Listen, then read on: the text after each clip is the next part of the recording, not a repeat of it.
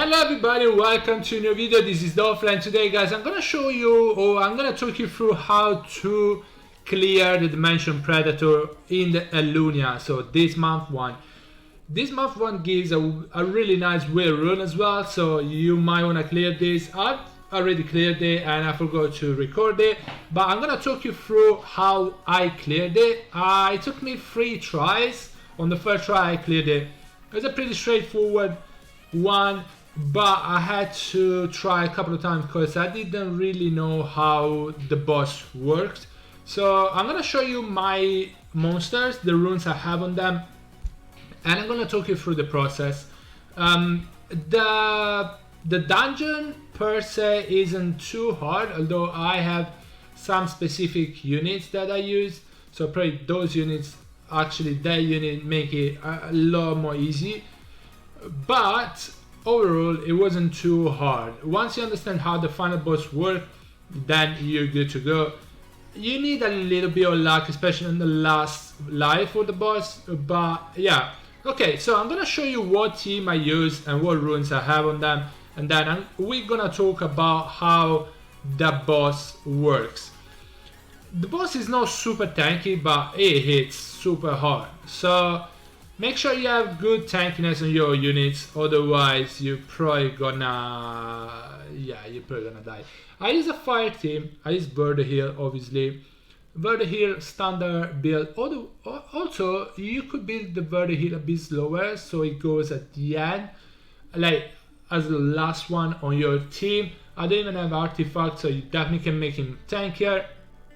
Or you could build on crit damage and much slower than I did, with attack as well. It's up to you. If you build on crit damage, obviously you're gonna have extra damage, which is good. As I said, the boss is not super tanky, so that is gonna help you out with the clear. But otherwise you can go speed, crit rate, HP as usual, and making tanky. Obviously if you put 2 artifacts HP, you're gonna get 3000 extra HP or 200 more defense. Also you're gonna have bonus effects from the artifacts, so definitely easier. Like, it's gonna be easy for you to build Verdehill tankier than I have, or on crit damage anyway. I'm probably gonna build them on crit damage for my dungeons anyway, but that's Valiant Revenge, usual build. Honestly, it's not even super tanky, and yeah, that's Bird. So I used Bird. I used Colleen. Colleen's on Violent as well, Valiant Revenge. Colleen is really good. Obviously Bird is really good because he cycles through the turn, right? It gives so much attack bar, so you can have a lot more turn with Bird here. Colleen is good because she has attack break on skill 1. She has the heal, obviously, attack buff as well, and the cooldown is really low. If you build that on crit, not crit damage, on Violent, with a proc, you're gonna have the lower cooldown as well. So I would suggest you build that on Violent. You definitely can be tankier than the one I have. I would suggest not to go with the defense slot 4 or 6, because that base defense is 461. I don't have a spell HP percentage slot 4 or 6 though for her, so I went like this. She worked pretty well, honestly. As long as she doesn't get defense broken, it's fine. But I would suggest you go speed HP. On Violent is fine. You can go Violent broken, but Revenge is also good, because when the final boss attack you, you can revenge attack break him. Attack break on the final boss is actually pretty important, as it really hard. And the attack buff obviously is really good because of your damage dealer. So Colleen, that's how she's built. Obviously, again, put artifact, you're gonna get a lot more effects from the artifact, and base stats, HP or defense. I'd suggest you go HP though. With that base HP, 10.8k is HP, base HP is really good. 461 base defense, pretty bad. And so Bird, Colleen, obviously I went with my guy Rauk. You can beat him better than this, absolutely. You probably gonna need some extra HP. It was fine though, it was fine for me. Some more attack, obviously. I don't have my best runes on Rauk, but you definitely can beat him better than this. But it still worked. 51% accuracy. I don't know. I don't know, maybe that dungeon, everybody has high resistance. It's really hard to defense break though. especially the mid. Like, it's not that easy. 51% accuracy is pretty good though. Try to get around 40 at least. 40 at least. Try to get more attack. It's not that hard to get more attack. Again, you definitely can get. I just realized I have 5 violent runes. Alright. You definitely can get higher stats, especially with the artifacts. Especially with the artifact with the stat with the stat with extra damage by attacking together for Rogue. That's gonna be really good. Why Rogue is really good? Because he defense break skill 1. You can go crazy with skill 1. You can attack continuously with skill 1. Also, when during the waves, if you kill something, it's gonna get another turn. Skill 2 is gonna team up with other teammates, so they reduce the cooldown. You can team up with Verde Hill, so you get more attack bar. Rogue is great. Rogue is great. Number 4, I use Velador. I think this monster is really key to this dungeon. I don't have Velador on crit damage. I have good crit rate though and decent crit damage. I don't like my Velador. I don't like how my Velador is built, but it worked.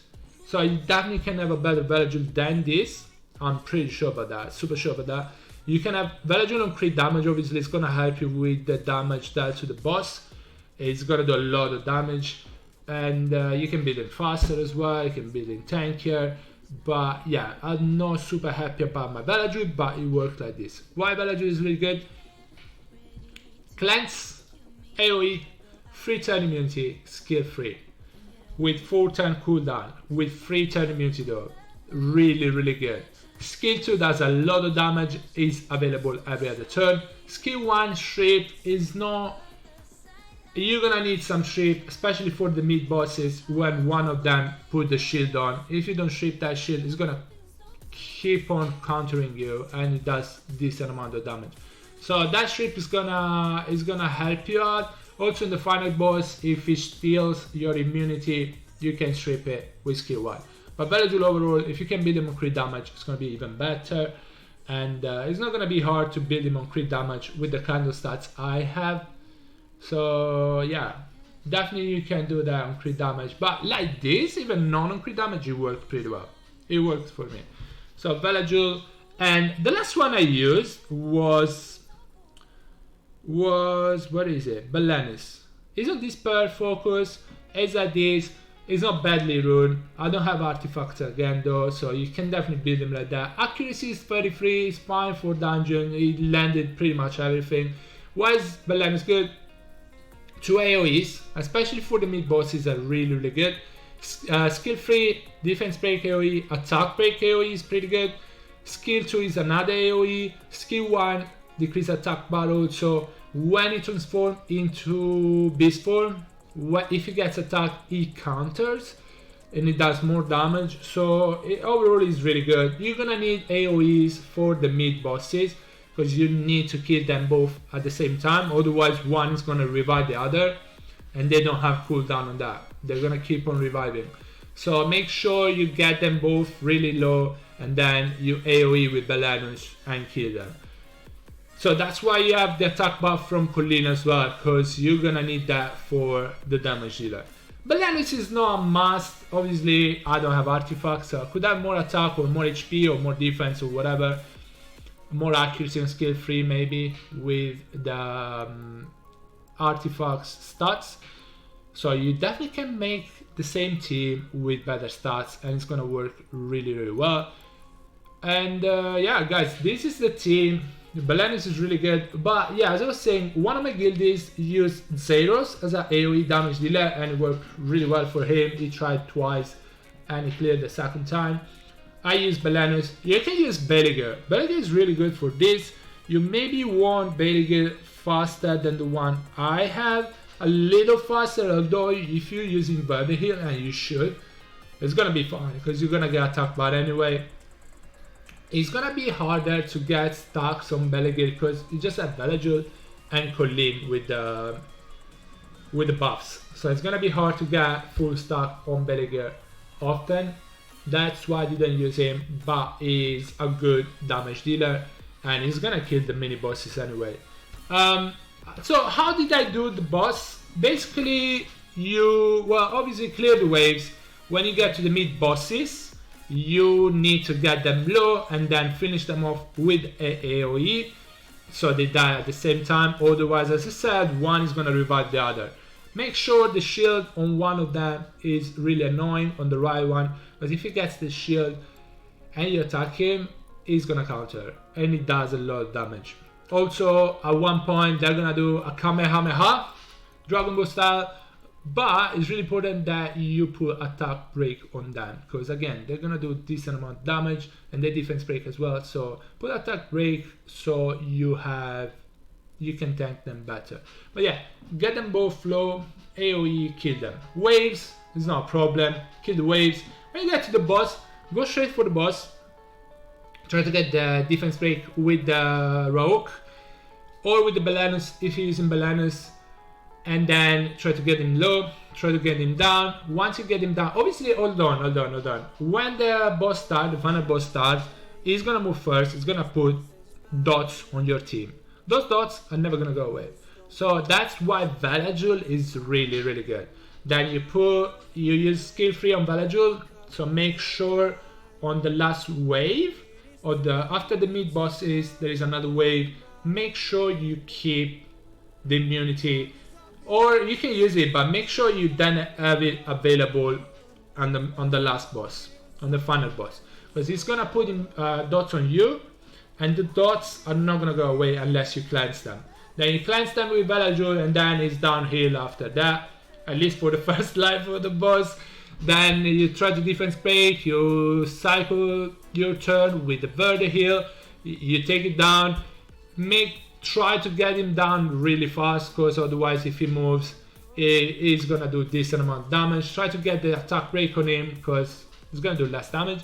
Then when you get him down, he's gonna duplicate two of your units. I didn't have any trouble on that at all. They were really slow. Once you defense break one, obviously go for the damage dealer first. They always stole my Rauk and my Velajul. I don't know if it's a thing, if it's a random. I think it's random, but they always stole those. So I killed the Rauk first. No problem at all on that. Make sure again that you keep your cooldown for whenever the final boss comes back. So kill the 2 copies. The boss is gonna come back, and then you're gonna start moving. I would say in the beginning, when I tried the first 2 times, I used the immunity straight away. But then I realized that by the time the boss moved, I didn't have immunity anymore. So don't use immunity straight away, because you're gonna have a couple of turns before the boss moves. When you see the attack bar of the boss is almost full, also I think he counted after 15 turns, 15 attacks or 15 hits. So I used immunity on the second Velajul turn. So when he moved, I still had immunity. So make sure you do that, and yeah, keep on attacking him. Try to get the defense break with Rauk. I found that skill 1 might be better to use with Rauk, because it might hit the enemy more than one time, so you have more chances of defense breaking him. Keep on dealing damage on him, attack break, attack buff with Colleen, Belanus hit, Velajul skill 2 does a lot of damage as well. And yeah, just take it down like that.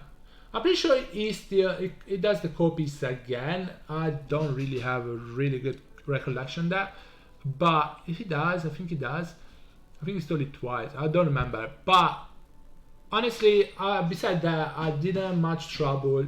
On the second level for the boss, it can be a little tricky. You're gonna lose maybe a unit, but you should be able to take it down, especially if Rauk lands a defense break. That's really crucial actually. If you land a defense break with the turn cycle with Verde here, you're definitely gonna be able to get it down.